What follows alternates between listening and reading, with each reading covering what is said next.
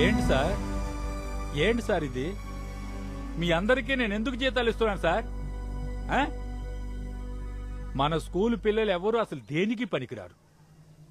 ఎవరో లైబ్రేరియన్ కూతురట, దానికి అవార్డు వచ్చింది. ఇదే అవార్డు మన స్కూల్ పిల్లలకు వచ్చుంటే బాగా పబ్లిసిటీ చేసి అదరగొట్టి చూడేవాడిని. సార్ ఇప్పుడు అది మన స్కూల్ అవార్డే సార్.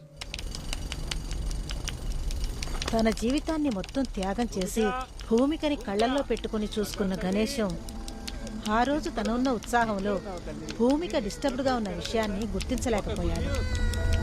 మన స్కూల్లో నిన్ను చేర్చుకున్నారు. మన ప్రిన్సిపల్ సరే హెల్ప్ చేశారు.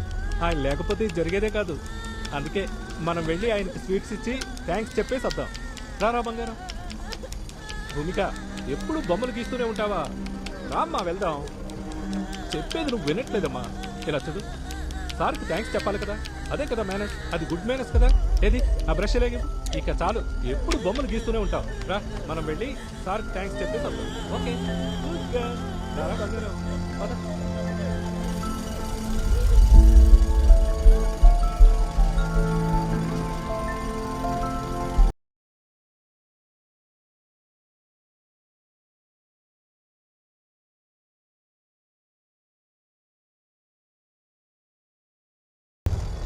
ఆ తర్వాత ఏం జరిగిందో సరిగ్గా తెలియదు.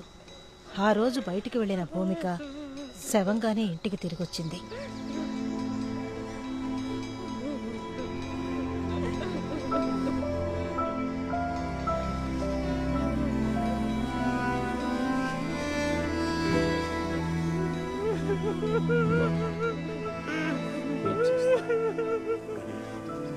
గణేశం భూమిక మరణం గురించి అస్సలు మాట్లాడలేదు.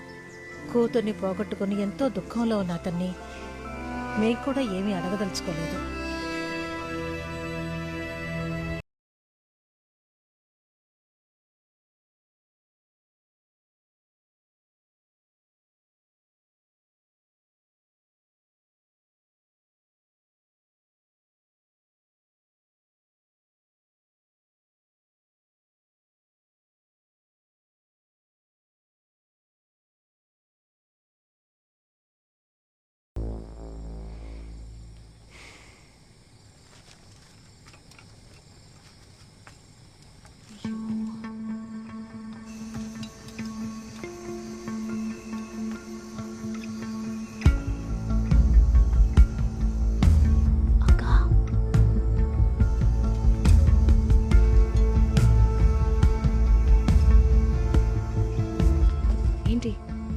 నాకు ఒక థాట్ వచ్చింది. ఏంటి?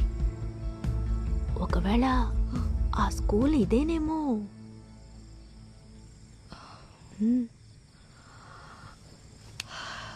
అయ్యో,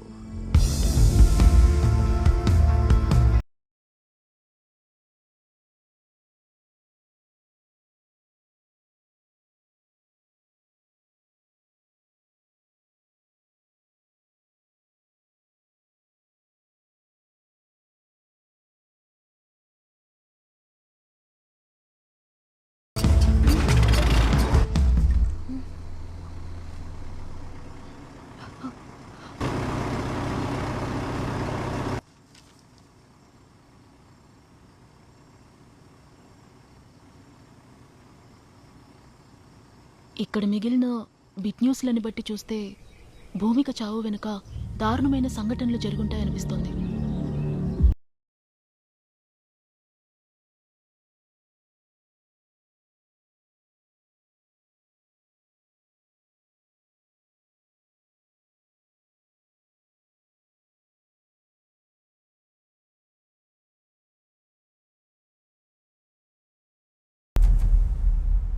వీటిలోని డేట్స్ అన్నిటినీ క్యాల్కులేట్ చేసి చూస్తే కొన్ని నెలల వ్యవధిలోనే స్కూల్ మొత్తాన్ని మూసేసినట్టు తెలుస్తోంది.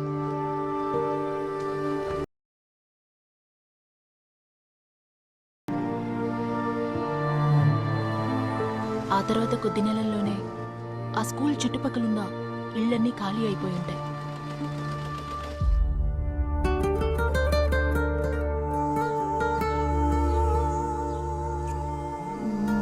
ఇంకా చెప్పాలంటే ఆ స్కూలు మొత్తం రోస్యార్డ్ వ్యాలీ భూమిక చనిపోయిన 6 నెలల్లోపే పూర్తిగా నిర్మానుష్యంగా తయారయ్యి దట్టమైన అడవిగా మారిపోయిందని చెప్పొచ్చు.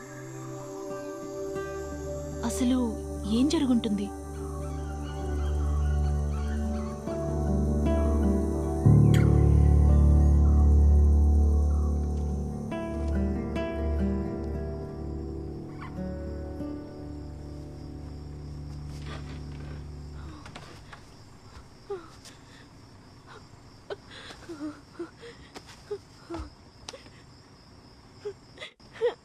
నన్ను వదిలే, నేను వెళ్ళిపోతాను ప్లీజ్. ఓవర్గా మాట్లాడుతున్నావు. పొట్టంటే పళ్ళని రాలిపోతాయి. Aditi, don't panic. Breathe in, breathe out.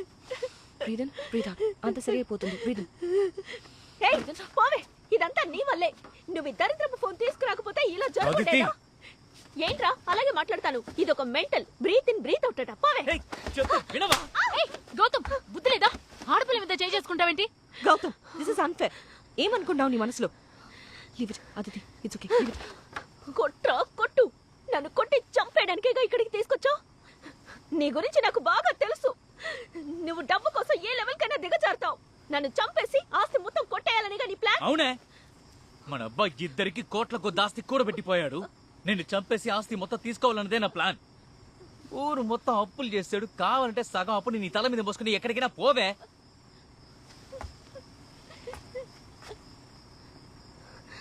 ఏమన్నావురా? ఏమన్నావు?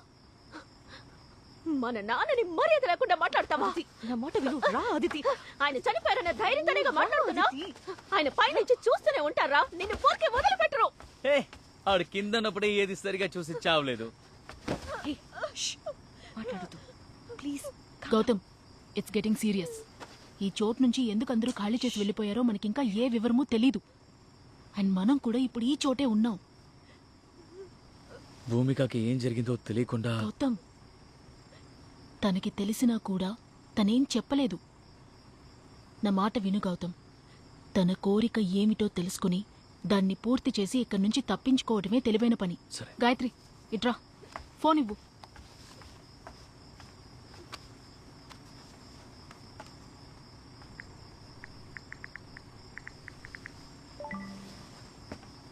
ఈ మెసేజ్ చూడు.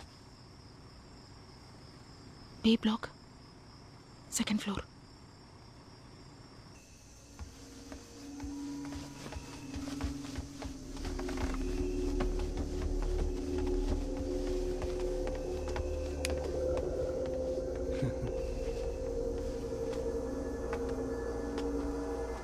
హెడేక్గా ఉందా? టీ తాగుతావా? ఎక్కువ ఆలోచించదు. గౌతమ్ గురించి నీకు తెలుసు కదా. Leave him, okay? నువ్వు ఇక్కడే ఉండు, టీ తీసుకొస్తా.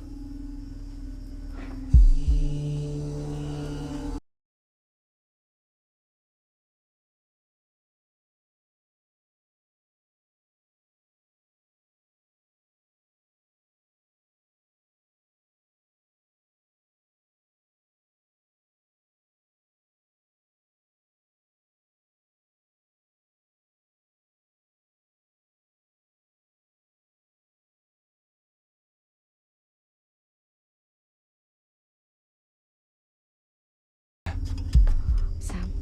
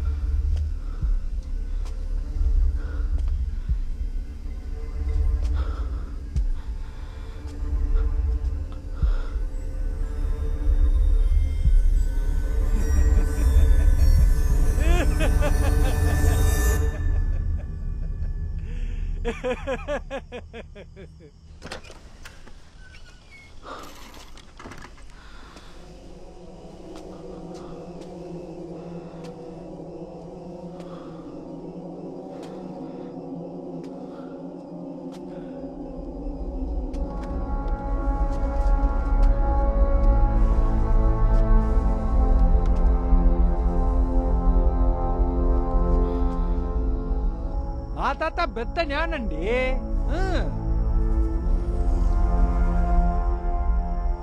ఆయనతో గొడవపడి ఈ ఊరు వచ్చేసానండి. ఏ నేనేనండి ఆయన మాటని ఎక్కించుకోలా. నేను పుట్టిందే అడవిలోనండి. వంశ పారంపర్యంగా ఇలాగేనండి. నిజమేంటంటే కొన్నేళ్ల క్రితం మమ్మల్ని అడవి నుంచి తరివేశారు. ఇంతకు ముందు నా చిన్నప్పుడు గవర్నమెంట్ వాళ్ళు మాకు ఇల్లు కట్టించేవాళ్ళు. అదంతా మాకు అసలు ఇష్టం లేదండి.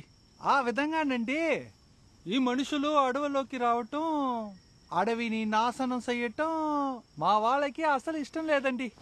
ఈ విషయం మా తాతకి చెప్పండి అనుకోండి, మా తాత ఏం చేస్తారంటే ఆ పాత ఇల్లుంది చూడండి, అక్కడ ఆ చెట్టు వేరు అలా పాకుతూ ఉంటుంది. దాని పక్కకి వెళ్ళి చూసి ఓహో అని నవ్వుతాడండి. చాలా మంది మా తాతను చూసి జ్ఞాని అంటారు, కొంతమంది పిచ్చోడంటారు. కానీ ఆయన అప్పుడు ఎందుకలా నవ్వాడని నాకు అర్థం కాలేదు. బాగా ఆలోచిస్తే ఆయన ఎందుకలా నవ్వాడని ఇప్పుడు తెలిసింది.